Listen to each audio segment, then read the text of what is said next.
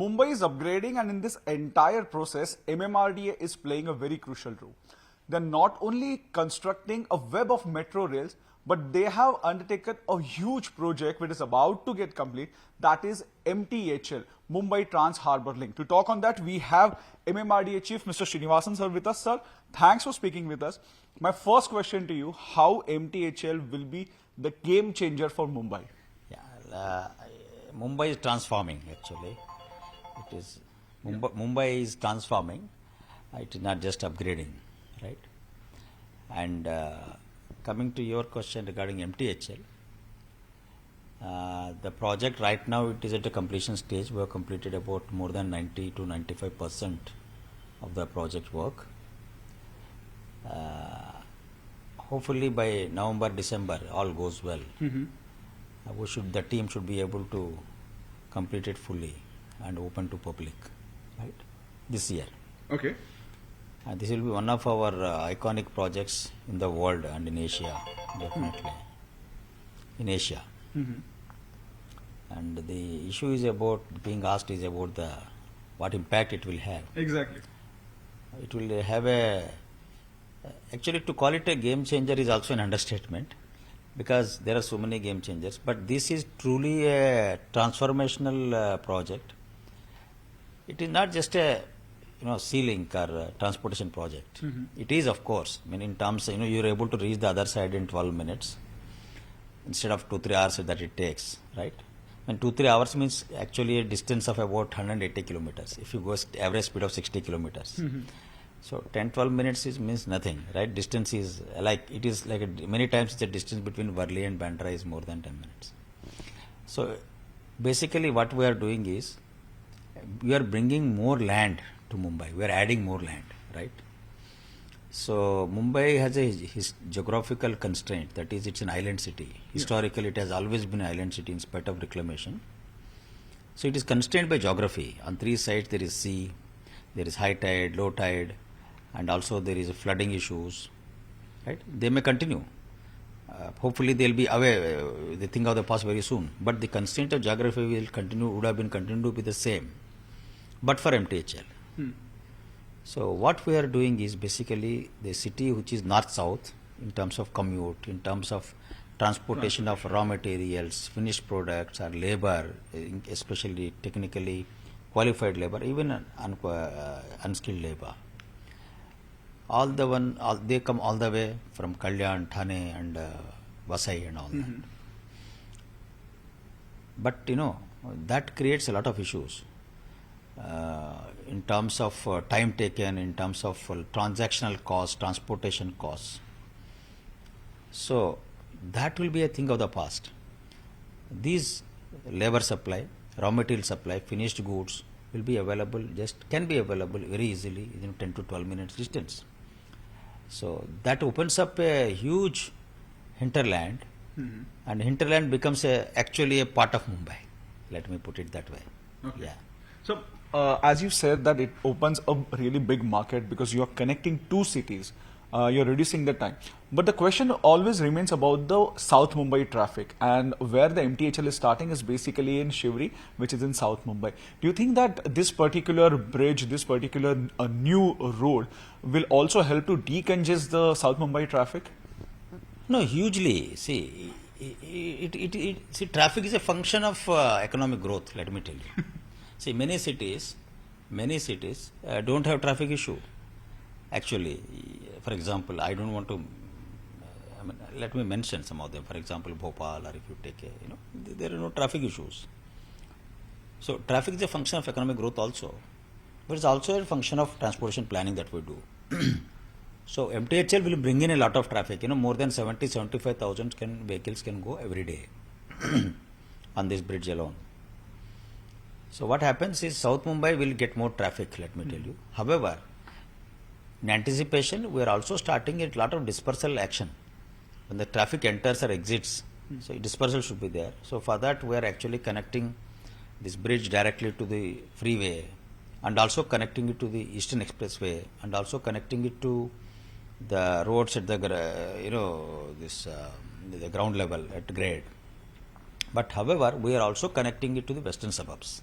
I mean, Okay. you will be surprised that we will be able to connect it to western suburbs because actually there will be, if you come to Bandra via Sea-Link, from Sea-Link you can directly enter the MTHL, not this year but down the line in 1 or 2 years by the Varli Shivdi connector.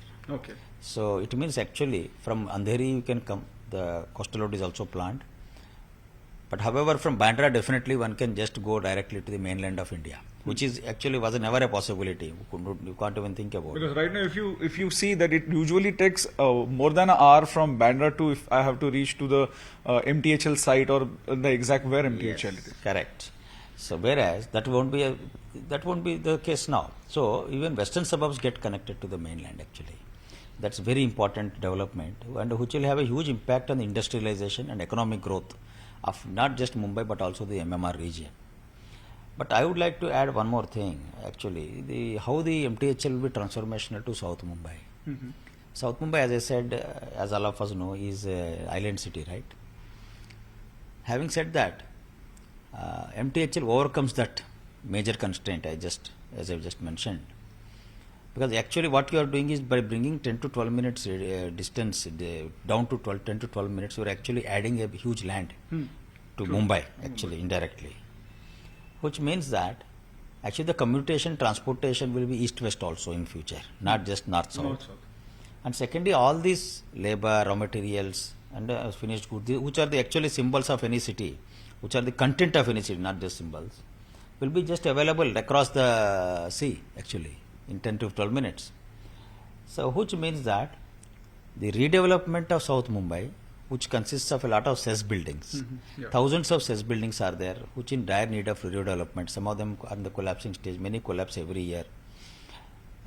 They need to be redeveloped, and government has come out luckily recently only with a development framework, right, which had received consent from Government of India. But market has to also give a push to this. Yeah. So MTHL does exactly this, because once you have commercial and residential area available in the mainland, South Mumbai will have a regeneration and revival.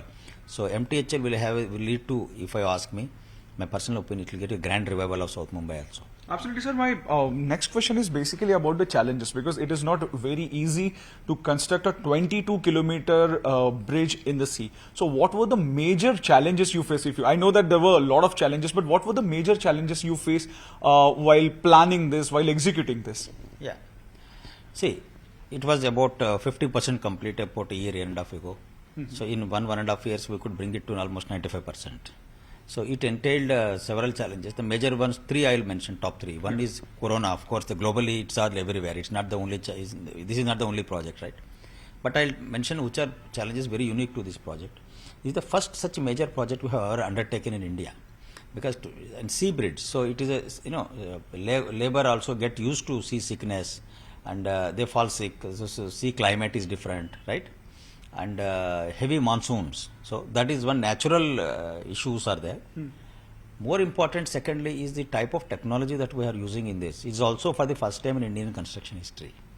Yeah, so it required a lot of iterations, but we had to do iterations, complete all the iterations, but in the shorter time frame. Okay. So that was done with a lot of planning. Yeah, so that is the second major challenge, and the third is of course the getting the land as well as rehabilitation of various structures. I mean, some mosques, some temples, some community structures, families, and fishermen's issues. They are all there, very, very serious issues. In fact, some of them are still going on, right? But we ensure that they are 99% resolved. Wherever, at least, we ensure that they do not impact the project. Yeah. So I think these are the three major challenges that have come to us. Exactly. I was about to come to the fishermen issue, because this is the first time that a rehabilitation of fishermen had happened, and in this entire process, how it has happened. It has happened successfully. And second important question, which people of Mumbai want to know, that basically this particular site is known for the flamingos, because whenever the flamingos come in this, usually in summer, they come to that site. So will it affect this construction of this bridge? Will affect the flamingos migration also? If you could tell. Let me touch on the flamingos first. Because I still remember when I went for clearance, environmental clearance to Government of India for the MTHL, way back 10, 12 years back when I was AMC here in MMRDA. The question that came is about flamingos, so I'll address that first. See, when you do the project of this size, it generates a lot of turbulence and disturbance and all. So we were all worried, government was naturally worried as to how to take care of them. And flamingos come all the way from Siberia and elsewhere, right? So we used some technologies which actually take care of that. One is a longer bridge like this. It requires a particular height and particular span. So ideally, it would have we should have gone for a cable stayed bridge. But cables typically would have obstructed the flamingo pathway. So we had to remove the cables. That is one. But while constructing, actually there are mud flats. That is where most of the flamingos are, right? So we use some technologies called reverse circulation drilling, etc., which will actually minimize the turbulence and noise, etc. Kind of a noise reduction. Substantially, in fact.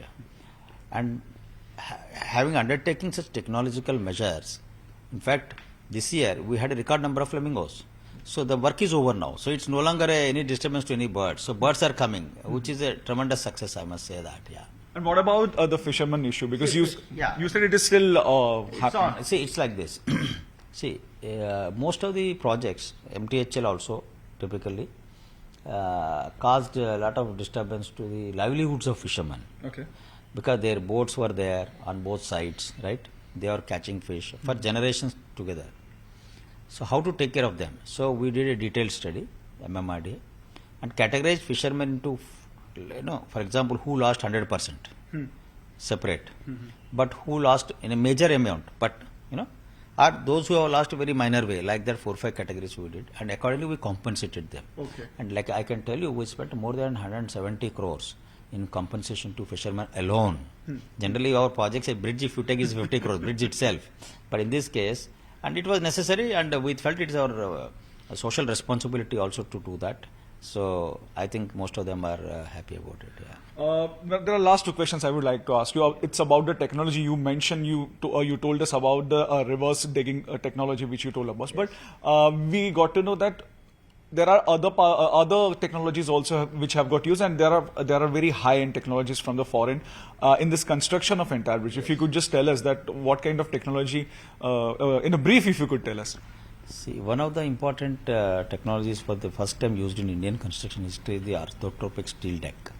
Orthotropic means, steel is longitudinally compressed and the entire deck is made.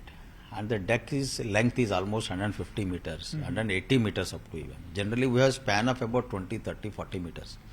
And here we have to take a longer spans and greater heights for 2 reasons. One is reduces the weight of the bridge, self-weight, and secondly, there is a navigational span where the ships, which come to Indian coast, especially JNPT, they have to pass through. So we have to take a longer span. So we had to go for this technology, and it entailed so many things, because first thing is we never did it before in India on any project for that matter.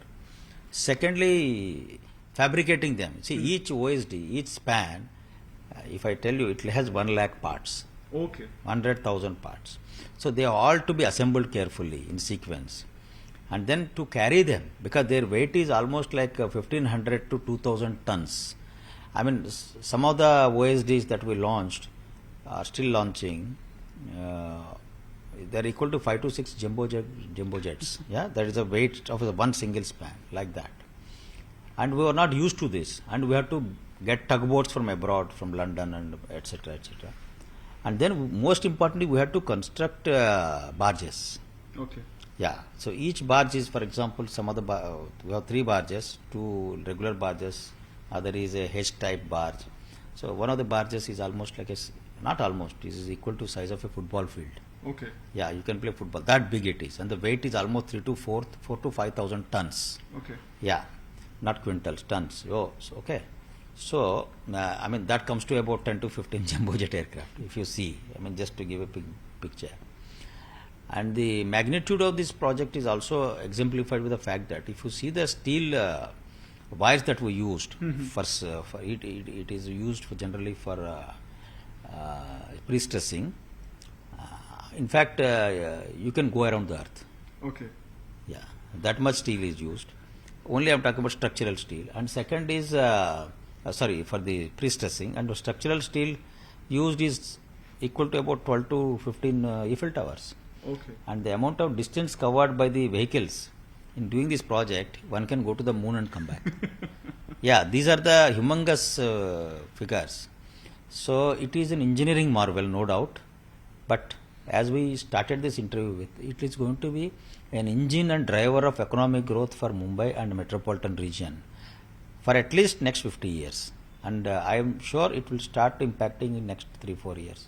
Absolutely. People of, last question, the people of Mumbai are basically, they have a keen interest to know that if they, once this bridge starts, how much toll they have to pay. Have we decided any amount on that? Yeah, we are deciding on the toll. Yeah, we are deciding on the toll. I think in a couple of months we will be able to tell you that. It will be reasonable because see, it should not be so high that people don't use it. But bridge has to, there are no free lunches. People have to, the bridge has to pay for itself to at least partially. So we'll try to keep it very, very reasonable. And it is not yet decided. We're going to decide it very soon. But can we expect by this year end this bridge will be thrown open for public? 100%. So that's what we heard from Mr. Srinivas, who was telling us about what exactly is MTHL and how this MTHL will be not going to help only Mumbai, but it will be helping the entire economy of Mumbai and especially the South Mumbai. This is Mayuresh Ganpate reporting from Mumbai with camera person Nitin Sonavne.